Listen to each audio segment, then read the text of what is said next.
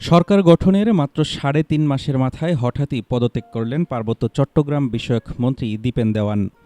আর এই পদত্যাগকে ঘিরে এখন রাজনৈতিক অঙ্গনে চলছে ব্যাপক আলোচনা ও নানা জল্পনা-কল্পনা। সোমবার সকালে সচিবালয়ে প্রধানমন্ত্রীর দপ্তরে নিজের পদত্যাগপত্র জমা দেন দীপেন দেওয়ান। পদত্যাগপত্রে তিনি শারীরিক অসুস্থতার কথা উল্লেখ করে জানান, স্বাস্থ্যগত জটিলতার কারণে মন্ত্রণালয়ের দায়িত্ব যথাযথভাবে পালন করা তার পক্ষে কঠিন হয়ে পড়েছে।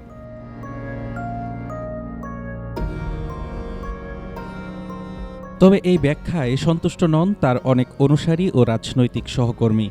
রাঙামাটিতে তার সমর্থকেরা সড়ক অবরোধ ও বিক্ষোভ কর্মসূচি পালন করেছেন। তাদের দাবি, দীপেন দেওয়ান শারীরিকভাবে অসুস্থ নন, বরং কোনো চাপের মুখে তাকে পদত্যাগ করতে হয়েছে। এদিকে রাজনৈতিক মহলে ভিন্ন ভিন্ন কারণ নিয়ে চলছে আলোচনা। কেউ বলছেন মন্ত্রণালয় পরিচালনায় মতপার্থক্য, কেউ বলছেন পার্বত্য জেলা পরিষদ পুনর্গঠন নিয়ে দ্বন্দ্ব, আবার কেউ মনে করছেন রাঙামাটি বিএনপির অভ্যন্তরীণ রাজনীতিও এই সিদ্ধান্তের পেছনে ভূমিকা রাখতে পারে। বিশেষ করে পার্বত্য চট্টগ্রাম বিষয়ক মন্ত্রণালয়ের প্রতিমন্ত্রী হিসেবে চট্টগ্রামের সংসদ সদস্য মীর মোহাম্মদ হেলাল উদ্দিনের নিয়োগের বিষয়টি নিয়েও শুরু থেকেই নানা আলোচনা ছিল। যদিও প্রতিমন্ত্রী নিজেই জানিয়েছেন, দীপেন দেওয়ানের সঙ্গে তার কোনো দূরত্ব বা বিরোধ ছিল না।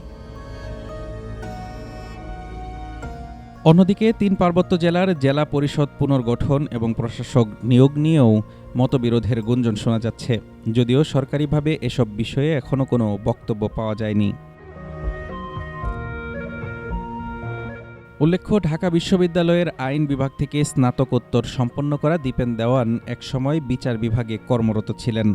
পরে চাকরি ছেড়ে বিএনপিতে যোগ দেন এবং দীর্ঘ রাজনৈতিক পথ চলার পর ত্রয়োদশ জাতীয় সংসদ নির্বাচনে রাঙামাটি আসন থেকে বিজয়ী হয়ে প্রথমবারের মতো সংসদ সদস্য ও মন্ত্রী হন।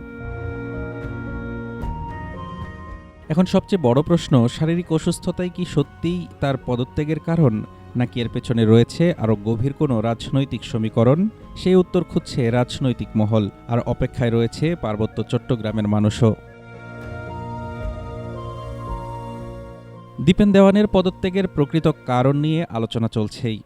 তবে সরকার বা সাবেক মন্ত্রীর পক্ষ থেকে স্পষ্ট কোনো ব্যাখ্যা না আসা পর্যন্ত রহস্য থেকেই যাচ্ছে এই আকস্মিক পদত্যাগের। হাফিজুর রহমান তুষার, ঢাকা টুডে।